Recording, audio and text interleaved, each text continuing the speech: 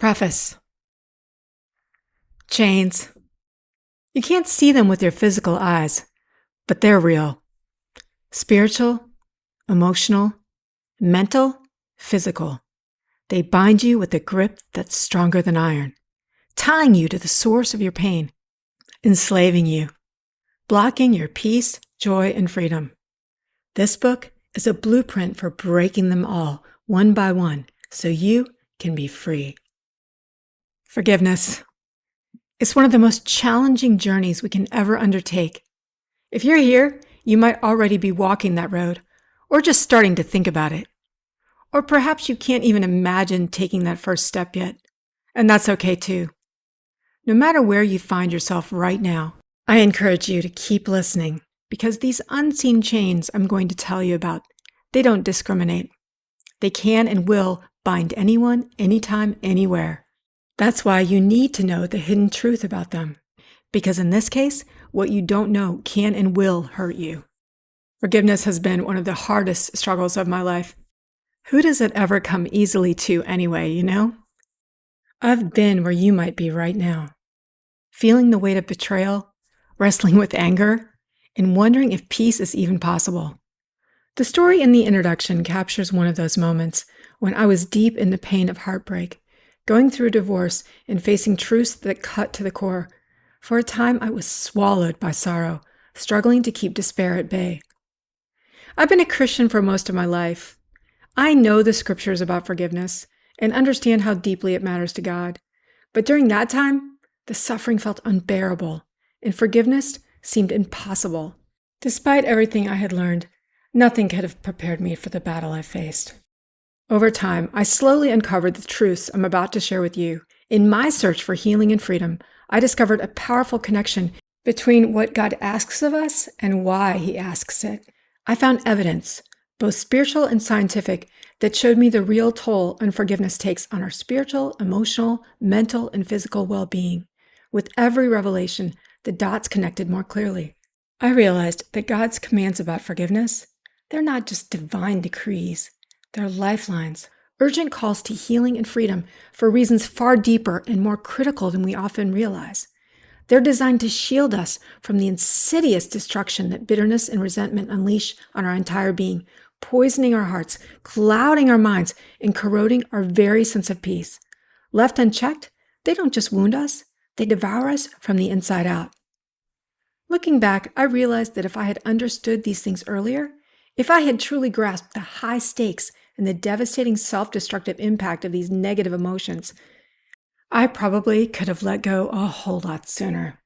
Healing is definitely a journey, but a deeper understanding of the truths that bring freedom can empower and inspire us in a way that accelerates and amplifies the process.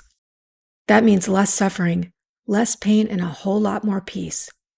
As you listen to this book, I invite you to ask yourself, could these truths make the same difference in my life? My hope is that what you find here will illuminate your path toward peace and healing, making it clearer, lighter, and a whole lot more attainable. Whatever you're facing, no matter how painful or hopeless it feels right now, know this: there is a way to wholeness again. There is a way to peace, to real joy, and to a life unburdened by resentment or hurt. It's a way to embrace what Jesus came to give you, a life more abundant and free.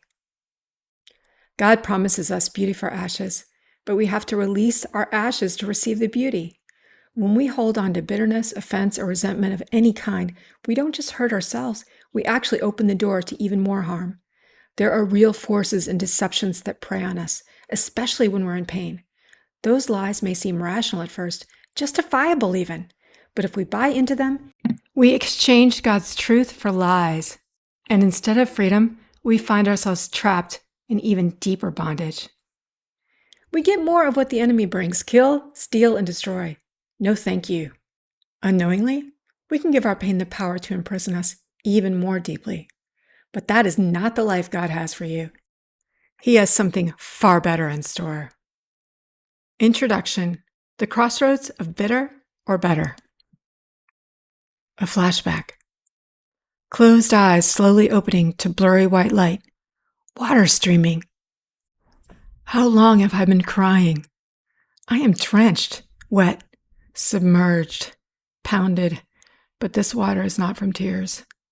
It's warm, relentless, beating down all around me. Slowly, realization sets in. I'm crumpled in an awkward heap at the base of my shower, suspended in time, unable to move. From somewhere deep inside, a whisper, "You must forgive him." Before the sentence has finished forming in my mind, my body convulses violently, heaving, shaking, sobbing. Waves of involuntary despair wash over me, and a groan erupts from my throat. I cannot. It morphs into a torturous cry. How could you ever suggest such a thing after all this? My raised hand forms a fist. The next sounds are barely audible gasps. I can't. I won't. This moment, raw and visceral, is one I'll never forget. If you haven't already had an experience like this, consider yourself fortunate. But make no mistake, if it hasn't come yet, it will. A day when the violation against you feels as insurmountable as the highest mountaintop. When the concept of forgiveness feels as foreign as an alien language, like a cruel and ridiculous joke. Every person on this planet has, or will have, something to forgive. It could be a minor slight like someone cutting you off in traffic, or a soul-crushing betrayal from the person you trusted most. Maybe it's a lie, a rejection, a deep wound, or something even worse, and it hurts. It's like being trapped in a tunnel with no light, with only the relentless blackness of bitterness pressing in tighter and threatening to consume you from the inside out. The pain you feel, it's real, and it's natural to want to avoid more of it. Unfortunately, sometimes the choices that seem like protection can actually end up bringing you suffering that cuts even deeper than before. That instinct to protect yourself by closing down your heart, it's a trap. Instead of avoiding pain, you'll end up multiplying it. Instead of less pain, you'll end up with more, much more. Instead of breaking free, the chains will only tighten, solidifying into iron shackles. Instead of shielding yourself, you'll actually cut off your own lifeline, drawing a black curtain over your chance at healing. And I know, because I learned this the hard way. The rejection and betrayal I experienced sent me on a downward spiral, and I ended up sliding right smack into an unavoidable crossroads. It's the same one we all come to sooner or later. Bitter or better. That's a cliche, and you've heard it before, right? But believe me, it's true.